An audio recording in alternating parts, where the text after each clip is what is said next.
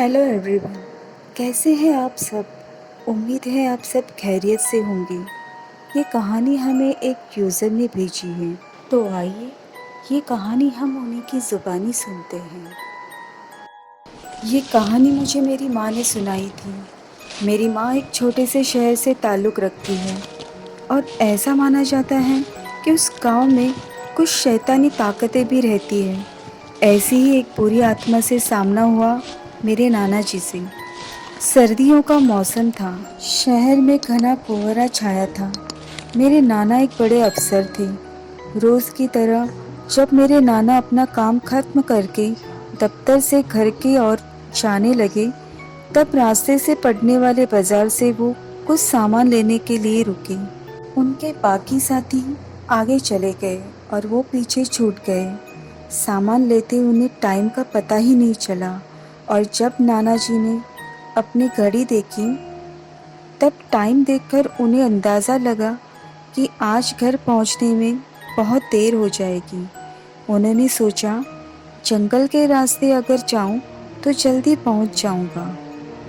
इसलिए उन्होंने जंगल की ओर गाड़ी घुमा ली। काफ़ी अंधेरा हो गया था। नाना जी तेज रफ्तार के साथ गाड़ी चला रहे थे, लेकिन उनकी गाड़ी के आगे एक औरत आ गई। उन्हें झटके से ब्रेक मारनी पड़ी। जो औरत गाड़ी के सामने आई थी, वो जोर जोर से रो रही थी। नाना जी को लगा वो किसी मजदूर की पत्नी होगी जो रास्ता भटक गई होगी। रास्ता सुनसान था, इसलिए उन्होंने सोचा कि उस महिला की मदद की जाए। उन्होंने उस औरत से पूछा कि वो यहाँ क्या कर रही है। उसने कोई जवाब नहीं दिया और जोर जोर से रोने लगी। ऐसा लग रहा था मानो सारा जंगल उसकी आवाज़ से गूंज रहा हो। नाना जी ने पूछा कि उसका घर कहाँ है, तब भी वो कुछ ना बोली। नाना जी ने उसे बोला, तुम मेरे साथ मेरे घर चलो, सुबह तुम्हें तुम्हारे घर छोड़ दूंगा। वो नाना जी के साथ चलने के लिए तैयार हो गई और गाड़ी के पीछे वाली सीट पर बैठ गई।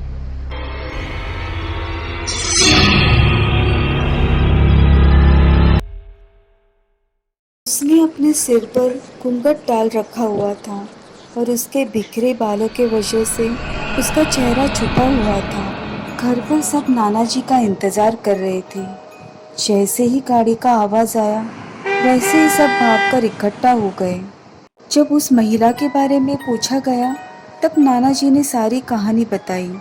नाना जी ने कहा, आज का खाना यही बना देगी। लेकिन मेरी माँ को उस महिला पर शक हो गया।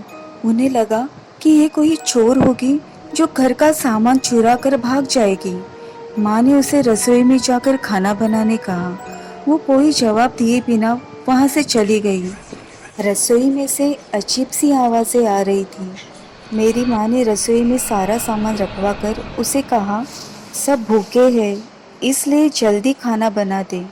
उसे रसोई में भेज तो दिया, लेकिन माँ का मन अभी भी शांत नहीं हुआ।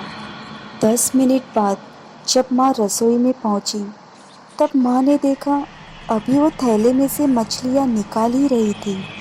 यह देखकर माँ को गुस्सा आ गया। उन्होंने उसे बोला, अभी तक तुमने खाना बनाने शुरू नहीं किया, कब बनेगा और कब हम खाएंगे? उस महिला का चेहरा अभी भी ढका हुआ था, इसलिए किसी ने उसका चेहरा नहीं देखा था।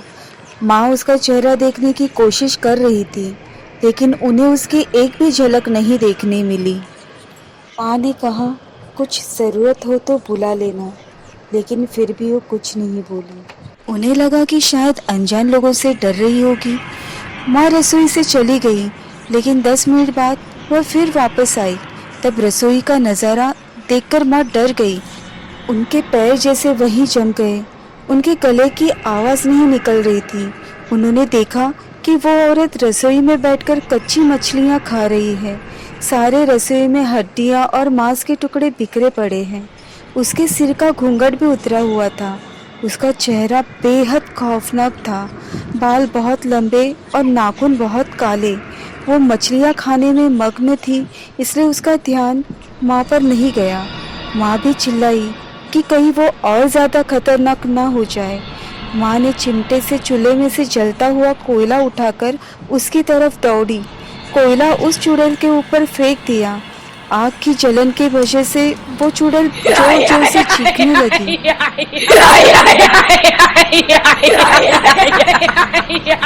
उसका आवाज सुनकर पूरा घर इकट्ठा हो गया। उसे आग दिखाकर घर से बाहर निकाला गया। उसकी आवाज़ इतनी तेज थी कि आसपास के लोगों का बाहर जमावड़ा लग गया। वो चुड़ैल लोगों की भीड़ को हटाते हुए जंगल की तरफ दौड़ी।